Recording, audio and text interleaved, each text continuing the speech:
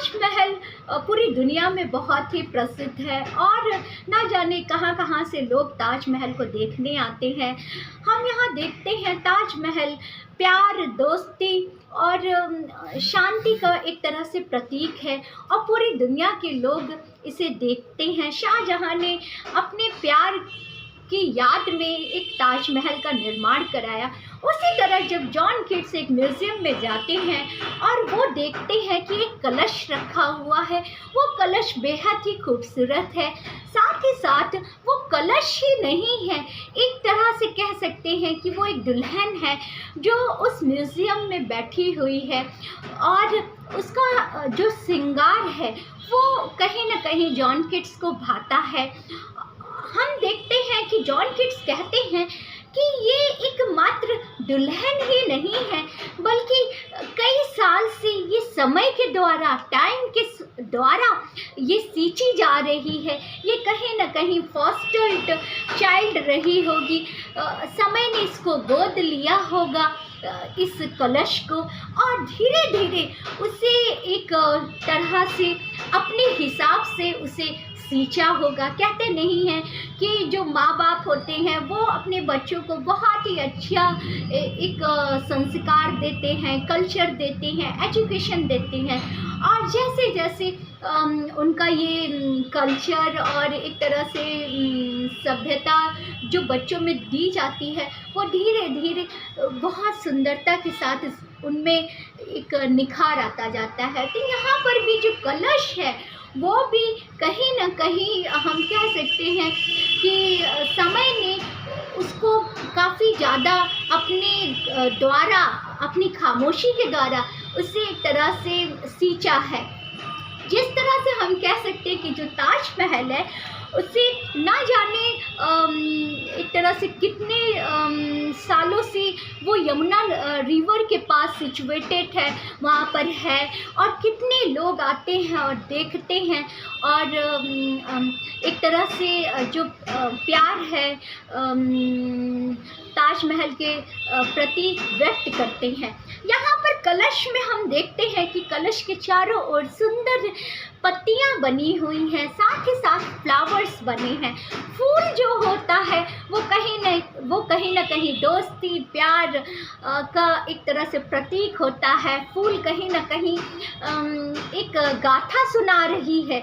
जिस तरह से कहते नहीं है जब एक कवि कविता सुनाता है तो वो ना जाने सदियों पुरानी गाथाओं को भी सुना देते हैं। उसी तरह ये जो फूल हैं ये मात्र फूल ही नहीं है बल्कि सदियों पुरानी इस म्यूज़ियम में जो रखी कलश है उसकी गाथा को सुना रही हैं।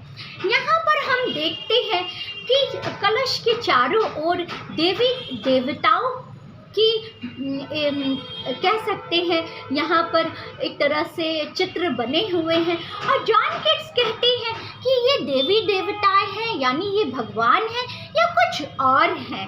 फिर जॉन किट्स देखते हैं और कहते हैं कि ये तो एक स्लावन हिस्टोरियन, यानी कहीं ना कहीं ये एक इतिहासकार भी है। ये जो कलश है कहीं ना कहीं ये पुरानी कल्चर्स, जो ग्रीक कल्चर थी उसको भी बयां कर रही है। जिस तरह से हमारे भारत में ना जाने अनेकों रिलीजन्स हैं, कल्चर्स हैं और सबका अपने अपने भगवान हैं, अपनी अपनी होली बुक्स हैं और वो सभी कुछ ना कुछ बयां करती है। उसी तरह कहीं ना कहीं ये जो म्यूज़ियम में ये जो ग्रीक कलश रखा है ये भी कुछ अपने आप में ग्रीक कल्चर की जो सभ्यता है उसको बयां कर रही है। यहाँ पर जॉन किट्स कहते हैं कि इन देवी देवताओं का यहाँ पर क्या काम है, ये क्यों चित्रित किए गए हैं इस कलश पे। साथ ही साथ वो ये भी कहते हैं कि देखो देखो कुछ बालाएं, कुछ सुंदर स्त्रियां भी इसमें दिख रही हैं जो आर्किडीज की सभ्यता आर्किडीज की घाटियों को भी इस कलश में दिखाया जा रहा है। साथ ही साथ वो ये भी कहते हैं कि देखो देखो यहाँ पर कुछ आदमी भी दिखाई दे रहे हैं जो औरतों का जो स्त्रियों का पीछा कर रही हैं। अरे क्यों पीछा कर रही हैं, क्या बात है? ये जो स्त्रियां हैं क्यों घबराई हुई हैं, क्यों डरी सहमी हुई हैं? क्या कुछ ऐसा होने वाला है? ऐसा वो इस ओड ऑन ग्रेशियन अन में कहीं न कहीं वो अपनी इमेजिनेशन, जो उनकी इमेजिनेशन है वो उसको एक तरह से व्यक्त कर रहे हैं। साथ ही साथ वो कहते हैं कि क्या बात है कि ये जो पुरुष है ये स्त्रियों के पीछे क्यों भाग रहे हैं और ये स्त्रियां क्यों भाग रही हैं। फिर वो ये भी कहते हैं कि देखो यहाँ पर एनिमल्स भी दिख रही हैं, यानी जानवर भी दिख रहे हैं।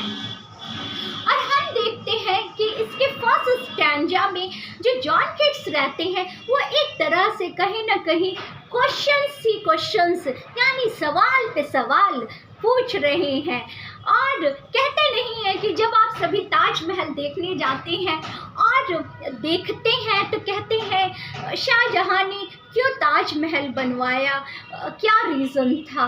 तो यहाँ पर हम एक तरह से मैं कह सकती हूँ कि जो आज का प्यार है लोगों के अपने कपल्स के लेकर या अपने जीवन साथी को लेकर या अपने लवर्स को लेकर या अपनी प्रेमिकाओं को लेकर, वो कहीं ना कहीं एक तरह से समय के साथ बहुत मजबूत नहीं है। कहते नहीं है कि जिस तरह से ये कलश, ग्रीक कलश देखें या हम अपना इंडियन ताजमहल देखें, वो कहीं ना कहीं प्यार का प्रतीक होता है।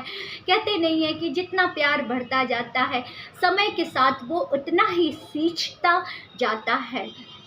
तो यहाँ पर फर्स्ट स्टैंजा में जॉन किट्स इन बातों को बताते हैं। नमस्कार।